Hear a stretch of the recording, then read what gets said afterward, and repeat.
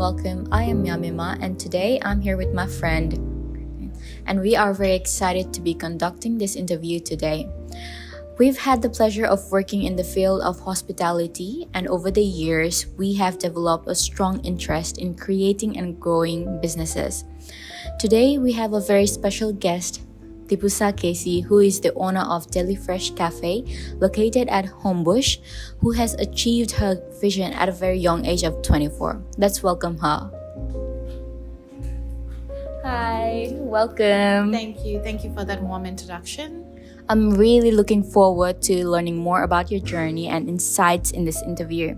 Today's conversation is all about understanding your experience and approach to entrepreneurship and how you tackle challenges in the business world. And I'm here to make sure this process is as smooth and comfortable as possible. So let's get started straight away. Start with, can you share a bit about your background? Sure. So, as you know, my name is Dipusha and I've studied my education. My education is from business. So I have a business perspective in everything. So I've got a good business information and knowledge from the time I've started my undergrads. So it's been an amazing journey studying and then implementing the same thing in whatever I'm doing right now. And yeah, that's my background. That's really nice. So you've had a vision for a very long time, I would say. You can say that, yeah. Yeah, that's really nice to hear. How many years has it been since you started in the industry? So I've taken the ownership and it's been almost 2 years. But before that, I've been working in different hospitality, I would say, areas. And it's been amazing working there, learning new things. You know how we're in Nepal and then we don't know the knowledge of running a business or working in a hospitality environment. Because when we're in our country, it's most probably we're doing some kind of office work and something else, and we really don't know how a business would work unless you actually start a business. But here, you can be a part of the business and know how everything works, working as an employee, and then rise up to be and own a business. So I would say being almost 4 years, I would assume, yeah. Yeah, that's really nice and very inspiring to see what you've grown in a very short period of time. That's really nice to hear. So moving forward, can I ask you, I'm very curious about what inspired you actually to be an entrepreneur? So I would say looking at everyone around me, starting from my friends, my family, like my dad, my sister, everyone, they've been an inspiration to me. They've always been pushing me to go further up, own something or run a business. And it's just been so inspiring, them pushing me to go forward. Also, the fact that I've been working in this industry for a very long time and I've known how things work around here, and that is kind of felt that, okay, I can do this and I can be an entrepreneur. And also the fact that when you're working for a company, it's a fairly different thing because you're working under someone and it's 9 to 5 or, that's a shift, whatever shift they give us. But running a business is a full-time commitment, and that's what I like about owning a company or owning a business like this, because you can interact with people around. Also, you can manage the whole cafe or any shops if you can. So that has been what's been inspiring me to go forward and own this business at this age.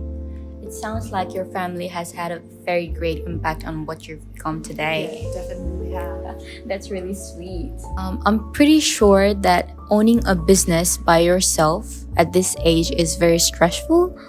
And have you ever faced, what were the biggest challenges you faced when starting your business and how did you overcome it? So the first challenges I think every entrepreneur have ever faced would be the initial investment, because it's not a small thing. To start a business, you can't just have like a 10K or 5K in your bank account and then you invest and get something good out of it. You need a big investment. Big investment can be in anything. It can be a machinery that we use here, or it can be resources like the human resources that we use here, or it can be any, I would say, food and beverages that we use here. So the biggest challenge was the investment, because we'll be like, okay, I'm ready to invest. I have this much money, but where do I invest? What do I invest in? Is this a good product? It's a good quality product. And that was one of the challenges. The other challenge was, since it's a new business, and I think no one knew, like the previous owner was a different thing, but you don't know, like they don't know us. And if they don't know us, you don't sell. If they don't know you, you don't sell anything. So it was a new customer base for everything, and whoever would come as a new business when I started, they were like, is this a new ownership? That was really challenging, because they have the customer that came before I took the ownership of this business, but then again they're like, oh, is this a new business? Is this a new owner? And they would have like the expectation that they had from the previous owner, which is, I would say, you don't know when you can exceed it or you can actually match it. So that was also one of the challenges. The other challenges would be managing the resources. At the very young age, I wouldn't say that, it's very difficult to find right people to do the job. You can find people all around the world, like even when you're walking around, you can actually find people to do things for you. But you need the right people to do the things efficiently and get something out of it. It has to be profitable. If you're investing on someone, you expect someone to have that 100% effort in what they're doing. So that was also a challenge, is finding the correct resources to have that. As a team, you need to have that cohesiveness to run a business.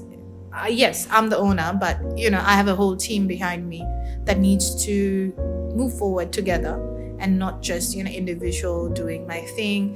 I can't myself run this business, because there's a different aspect in all the businesses. There's like food, there's beverages, there's runner, there's deli, there's everything. So you need the proper resources for all this. So that was also one of the challenges. That's very true. As a resident myself, as a Homebush resident, I would say that I've seen that you've gained a great team. You've created a great team and gained a lot of customers. I can see you guys are very busy. As I walk in the road, you guys are very busy, and I am very happy to hear that. After hearing all your hardships, that's really nice to hear about.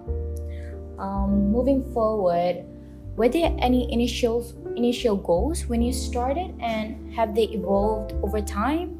The initial goal was, for me, when I worked here before I actually owned this cafe, I used to think that the prices have gone up. Yeah. You've seen that you used to get a grocery item for $50. Now you can't even get it. I remember. And you would understand how we need the inventory of all these resources, all these groceries, everything.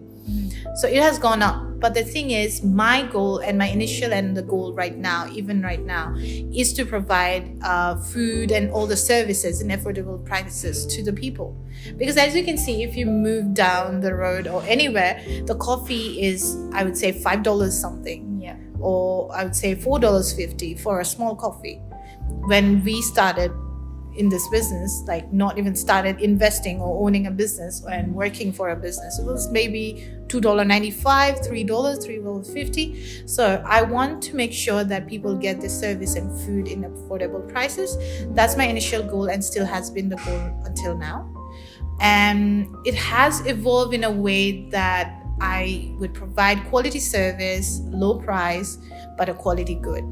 So that's one of the things that has evolved, that have that understanding of how business works, how inventory comes in, how you can manage the inventory, how you can manage the profit, and so on and so forth. So that would be my initial goal as well, and it has evolved in a good way over time. I'm very inspired by whatever you've said till now. I'm actually very motivated. Maybe I can own a cafe someday, and it is very great. It is very good to hear a very genuine idea you've created about the inflation and everything that we have in this situation. Yeah. And guys, if you are looking for something affordable, do not forget Deli Fresh Cafe Homebush. As a cafe owner, how do you find the most fulfillment or enjoyment in your journey?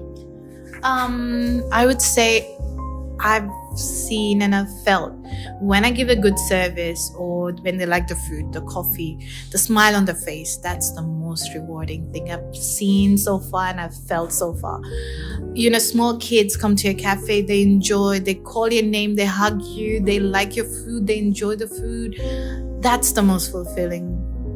I would say I would be like putting my hands down for that would be the most fulfilling feeling I've ever felt owning this business. And what is enjoyable is, the rush you get when it's really busy. It's like you have that, your heart is racing as well as you're like, oh, let's get this done. Let's give good service, despite of it being busy.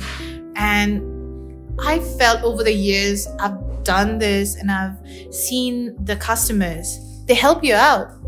They feel that, okay, she's busy or the team is busy. How can I help them? I've seen some people actually bring in their plates just because we're busy and they just want to make things easy for us.